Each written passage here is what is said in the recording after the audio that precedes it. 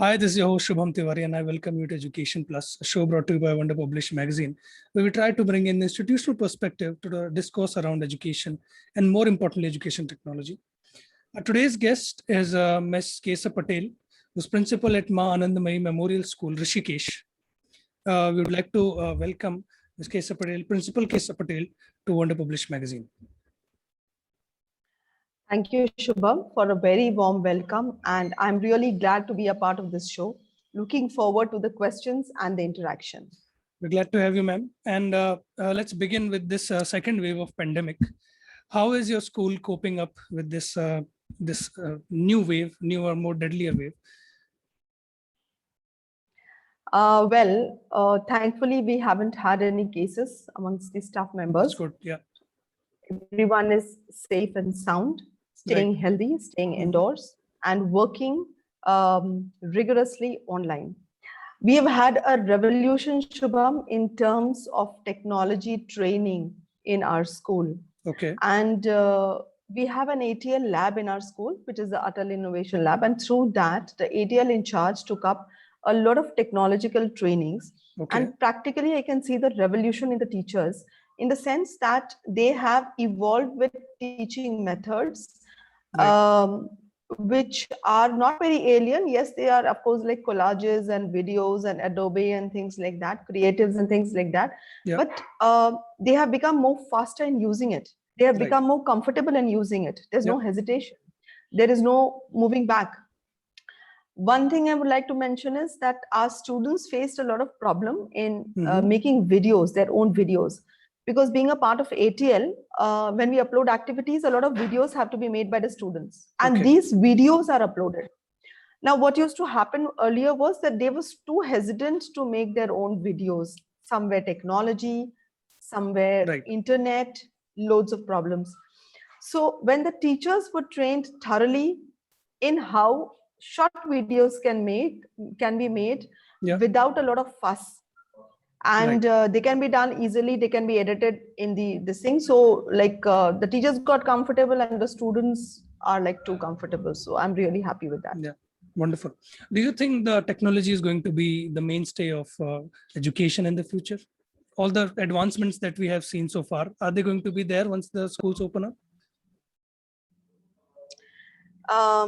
See, for a school like me, yes, we are in a very rural area, but we have good internet connectivity. The entire campus is Wi-Fi.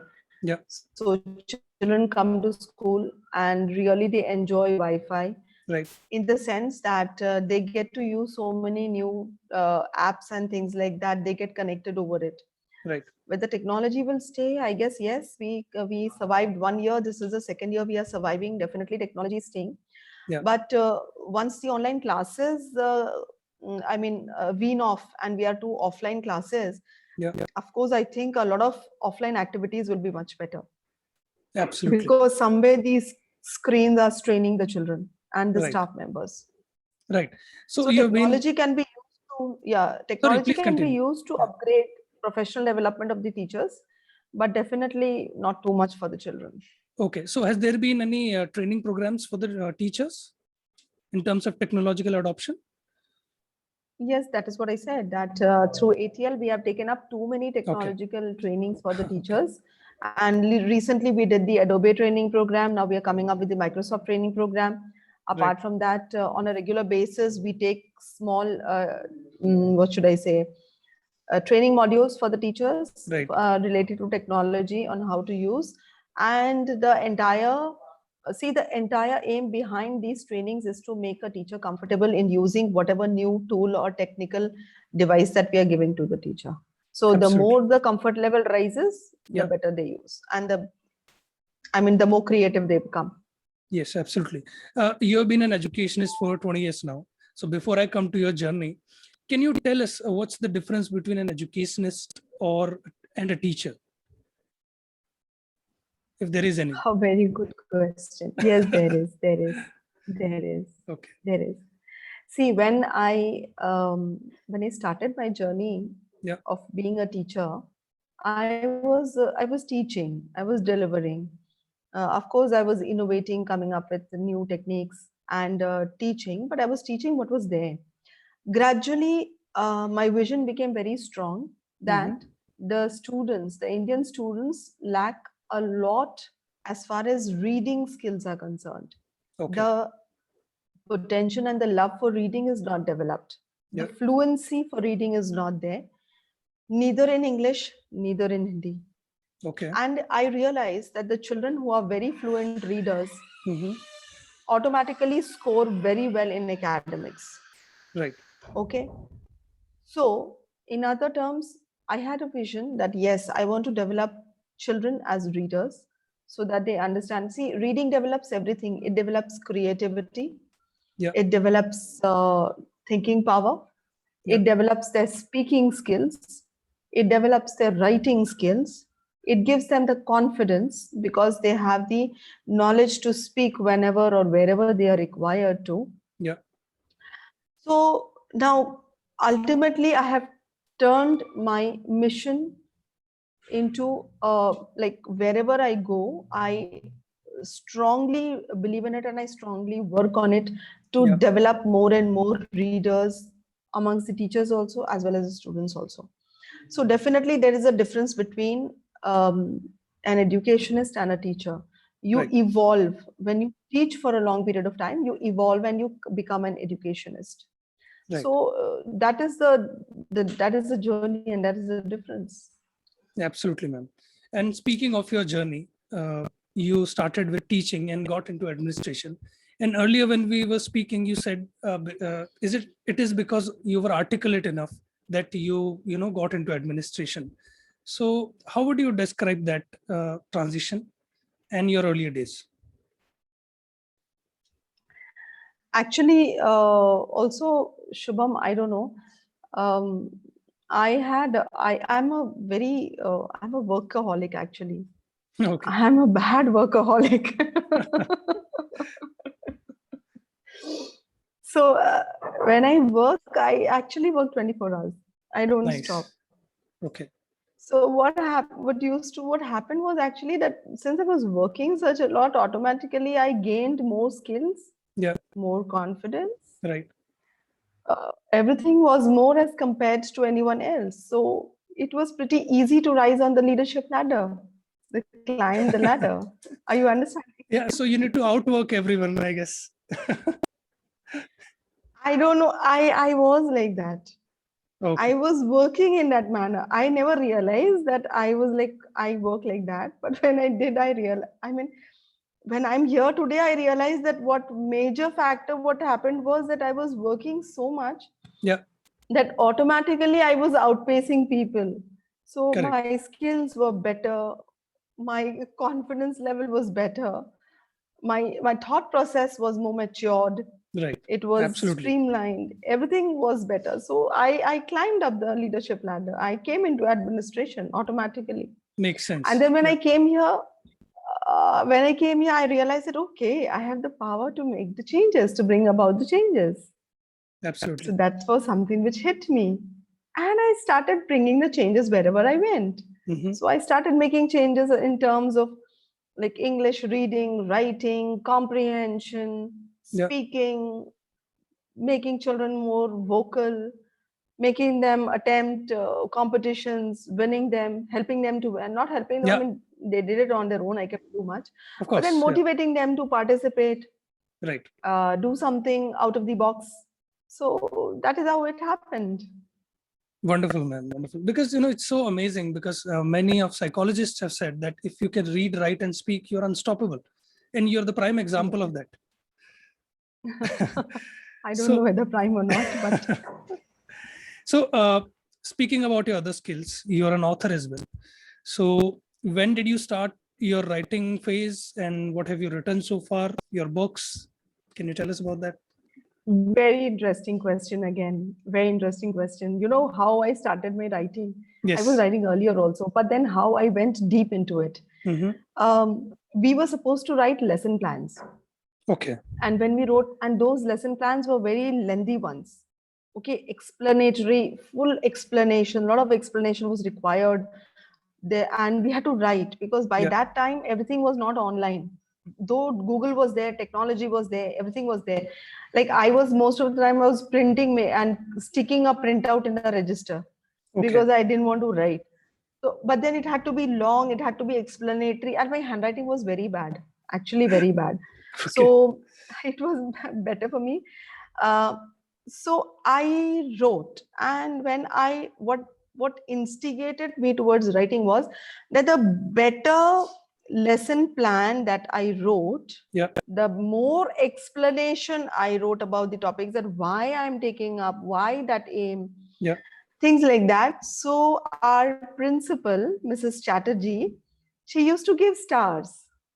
So it was again a race. And how many stars have you got when you submitted the lesson plan?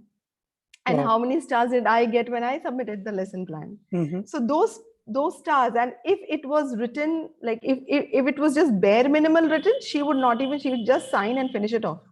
But if I put like pains and if I wrote very explanatorily and like things like that, so she used to give stars. Now those stars were the motivation for me to write more. So I started pouring out in my lesson plans. From there, she put me into the school magazine thing. So I got into the editorial team. Once I got into the editorial team, I was writing not only for myself. As I said, I was a workaholic, no? Like a silly person. So I was not only writing my own articles for the school magazine, I was editing everyone else's also. So she made me the editor. Now, once you are the editor, okay, come on. Of course. Now you cannot back out. You have to write. So that's how I became a writer. Okay. So about your books? About my books are actually, I'm more of a blogger. I write a lot of blogs. You've read my blogs, and books are those aptitude books I have written along with one of the publishers. And there are a few other books also which I have written. I have written like biography sort of things for some of the authors whose books were recommended by the Nagpur University. So they are those journal types that I have written. And then these are the aptitude books, but my real creative writing comes out in my blogs or when I write on the social media. Okay, wonderful. So also, do you also follow that rating system when it comes to lesson plans by your teachers? Yes, I do that. I do, since it's online now, I download those GIFs or the emojis. Or the badges online which are available, and I give it to my teachers. Okay, wonderful. So I do that, and trust me, the same motivation even the teachers have taken up, and they like it. They look forward to it. Which badge is she going to give now? Wonderful. So such a funny way of improving yourself. So clearly you're a trainer and motivational speaker as well. So how do you gauge potential in people? Because not all the people you're training have the same potential. So from where do you start? I never underestimate people. Right. I always overestimate them. And when I overestimate them, I think that I don't let it come in my mind that this person doesn't have this capability. I don't let it come into my mind. What I think is, see, this is excellent. It's very good. It's going to give you the growth. Go do it. Get it done. And they get it done. That's it. So if I underestimate people, my own staff members, if I underestimate them that no, they are hesitant, they won't do, they don't know how to do it. Obviously, the level is going to be always low. I raise the bar by telling them that you are an excellent person and you can do it. This is what, if you technically get stuck, ask me, I'll help you out. Ask this person, I provide them solutions, go here, go there, ask him, find it out, go get it done through him, through them. So they do it. That is how I motivate people. I never underestimate them. I always see their potential. Wonderful. So this term, dynamics of school management and education, how do you define that? How do you understand that? And what do you implement to make it better? Well, I'll not speak very technically or going by the dictionary language or things like that. But for you, it is a simple thing. For me, school management, the dynamics of school management is I manage teachers in a way where I see the results out of the children. I see my students blooming, doing well, coming up, exploring, speaking, writing, making mistakes, and learning from their mistakes. School management, there are too many things to be done. For example, like right now, there are so many problems we are not overcoming. I mean, there are too many problems to be overcome right now. Management of the teachers is when they realize your vision, when they trust in you, they do what you tell them to do. So developing of trust is very important amongst the staff members, and that is the crux of management, I think. Absolutely. If they don't trust you, they'll not do it. If they see that the principal herself doesn't do anything, but she tells us to do everything, obviously they are not going to do it. So trust is an important factor. You need to develop trust in management. Once the trust is there, the ship sails smoothly. Absolutely, ma'am. And you have been a founder principal as well in your career. So does a founder principal have more control over an organization than a principal, just a principal? What's the difference? When you are a founder principal, no, basically you are doing everything. You are the transport in charge. You are the administrative staff. You are the principal. If required, you are the teacher. You are the visionary. You are the marketing brain behind the school. You are the counselor. You are the bookkeeper of the school. So you have to be everywhere. That's my experience. That's my experience. You have helping hands, no doubt. You have helping hands, you have support. But then you have to be in every nook and corner of the organization, because systems have to be framed. They have to be made to be followed later on. So things have to be put in place. Everything now, branding is on top. So everything has to be done from the point of view of a brand, of a high quality, of raising the bar very high. So everything has to be done high. You have to balance, you have to manage. So a founder principal has to do, frankly, I mean, I've worked in 2 schools as founder principal, and my experience has been this, that you have to be in every corner of the organization. You have to be omnipresent until the school settles down. You have to be omnipresent. So yes, a founder principal has more responsibilities. But speaking of that, when I'm a principal right now, I'm still in most of the corners. So I mean, you like that. I mean, you try to improve everything around you. So and a natural extension of your role is, you know, where the stress comes in. I mean, how do you deal stress, and what would you, you know, advise to people around you in dealing with the same thing? Yes.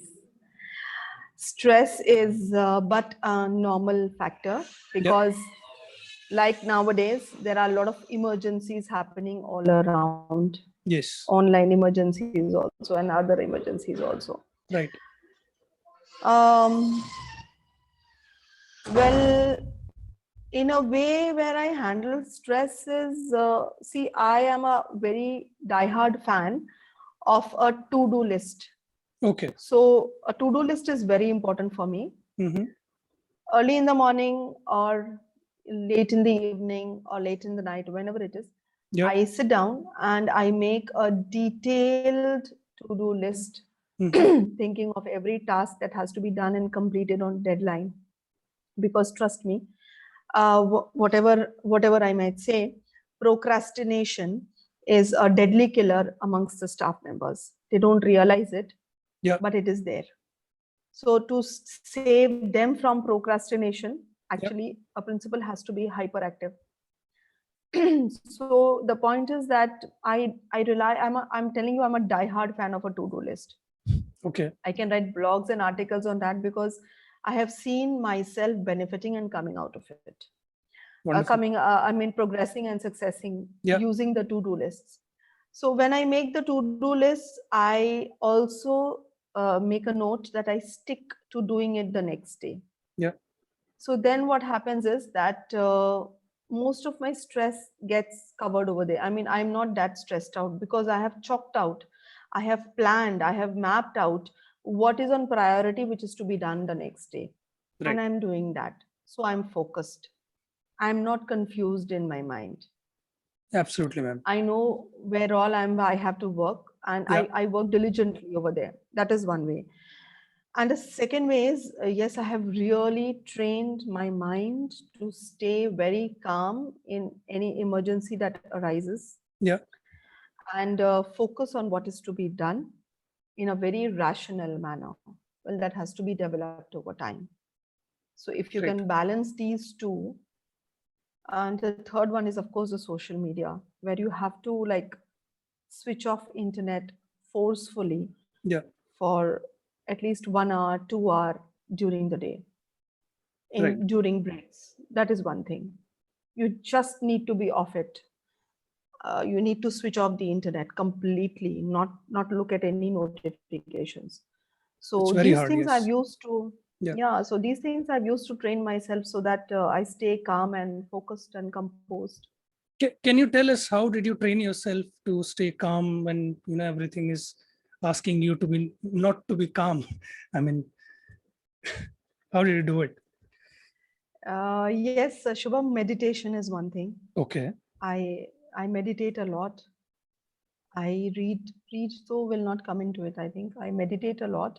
Mhm. And In the morning? I yes, in the Okay. morning or in the whenever I have time, whenever I do my exercises, Okay. I'm frantic at that also. So like I Okay. exercise rigorously, and then I do my meditation. And then of course, journaling is also one thing which has helped me a lot.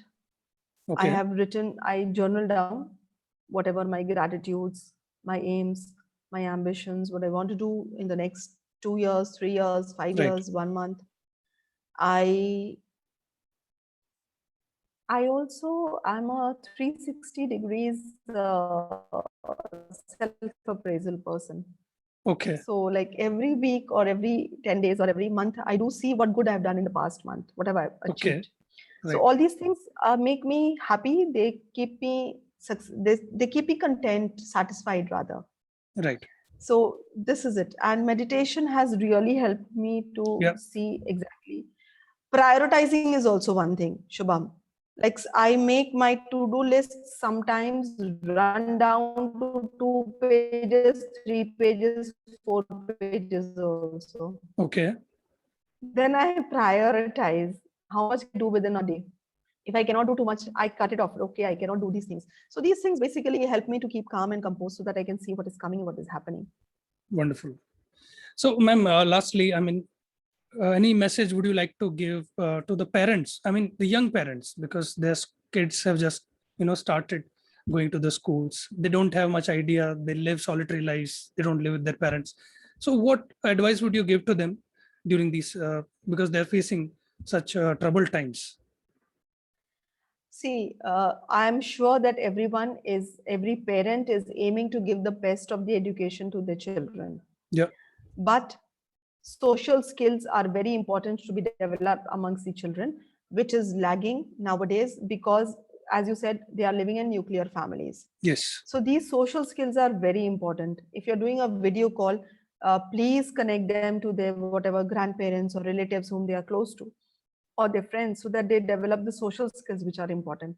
Yeah. Because most of the children do not know how to communicate and converse with their relatives and friends, and so they hesitate to communicate with their bosses and executives when they come into the teaching Yeah. working line. I mean, pull them out of the conservative zones. Don't give them roadblocks of thinking and thoughts which are in your mind. Don't put them into your children's mind. That is important. Right. Let them explore. And yes, do keep, I mean, the parents themselves need to understand that they have to be off the screen time for long hours so that they can develop the same habit amongst the children. Yeah. Where the children are not glued to the screens 24 hours. Right. The children will be glued if the parents are glued. So the parents have to what should I say? I mean, make a good habit of letting off the screen time so that it comes to the children. That is very, very important. Very, very important. I think Wonderful. that's it. Wonderful. And with that, we'd like to thank you, ma'am, for giving us your time.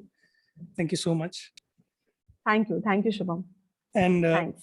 thank you to everyone for watching this interview. I'll see you in the next one. Thank you.